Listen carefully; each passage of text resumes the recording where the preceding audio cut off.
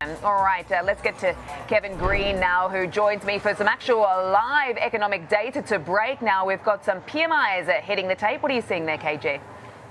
Yes, so we did have S&P Global PMIs that actually did come out earlier today. We actually have manufacturing PMI coming in better than the street's expectations, coming in at 52.2, so expansionary territory. Street was looking for 51.9 for that number. And when you're looking at services PMI, that came in at 55.2, better than the street's expectations once again, where we were looking for around 53.5. Both of those are actually improvements on a month-over-month basis. On the manufacturing front, a couple of key things to really note here. Production volumes actually increased for the 5th month in a row here. This is the largest expansion that they've seen since August, but they're also seeing a situation where domestic orders are really fueling the growth when it comes to the new orders print. If you look at export orders, they actually did fall significantly at a significant amount. Actually, it's the steepest decline that they've seen since February of this year here, and citing tariff policy as well as weaker demand from China as well as Europe. But overall, you are actually seeing not only the manufacturing sector, but the services sector doing a pretty decent job, or at least holding up. Now, for services, you are seeing a deceleration when it comes to input prices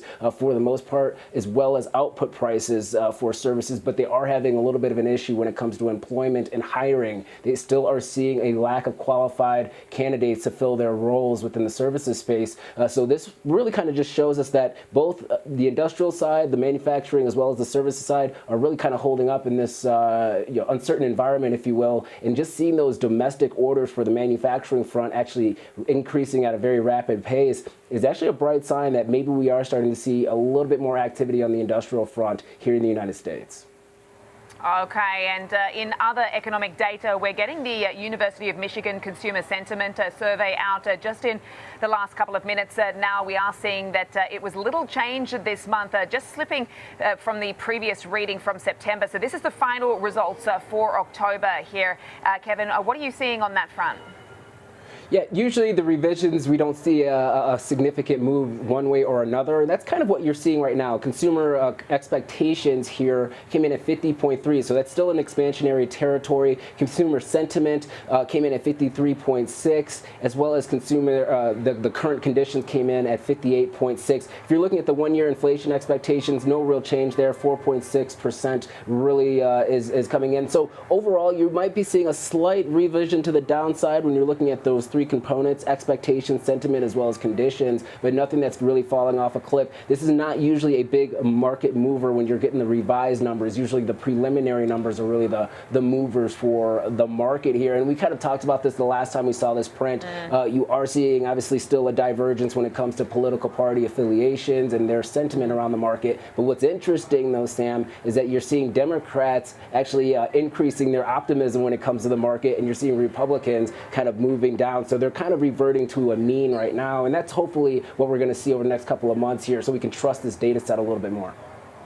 Yeah, I mean, overall, it seems that consumers here from this survey see very few material changes in sort of the economic circumstances from the previous months, particularly with some of their concerns around higher prices, but also with regards to the jobs front as well. So it doesn't look like they see any evidence as well that consumers connect the federal government shutdown to the economy. So I suppose that's good news for now, at least. So sort of no material change, not sort of deteriorating any way that is alarming, and not sort of improving. So I suppose little changed is the takeaway from this survey. As we await new home sales, what did you make of the CPI report that we got earlier today? I mean, 3%, pretty much in line with what was expected there, and you can see by the market reaction how investors feel about this and what it might mean for the Fed next. Yeah, well, whenever we have a situation where the market is expecting a little bit more of a hotter CPI print, especially if you're looking at 0.4% growth on a month-over-month basis, that's a fairly high bar. And if we actually do come in line, or actually come in a little bit lower, that's usually a little bit of a slingshot effect that we actually see for the market. And that's exactly what happened this morning. We had headline CPI year-over-year coming in at 3%. Street was looking for around 3.1%. And core CPI on a year-over-year basis, looking at 3%. Street was looking at once again at 3.1% here. But the month-over-month numbers that came in, both of them slightly lower than the street's expectations. If you still annualize this 3-month trend of those, Sam, you're still looking at around a 3.6% headline inflation rate. So not where the Fed really wants to be, but once again, not as hot as what the market was expecting here. And if you're looking at the Cleveland Fed inflation expectations for next month, we're actually expecting inflation to come down a tad bit as well. So that has provided a little bit of a tailwind for this market this morning. We are trading near and at all-time highs if you're looking at the S&P 500. Let's see if we're going to be able to hold these levels. But the economic data, at least for today, looks like it's pretty decent. Nothing that really shocked the street to the downside. It seems like the Fed's going to still cut in their next 2 meetings here. And you're also looking at potentially pricing in 50 basis points in January. Let's see if the market is going to keep that expectation here over the next couple of days. Okay, and just wondering what you're making of the sort of record highs we're seeing in the S&P 500 and the NASDAQ this morning. I see the S&P has hit that 6,800 mark. It's sort of toying with that now. What are the technical charts telling you right now?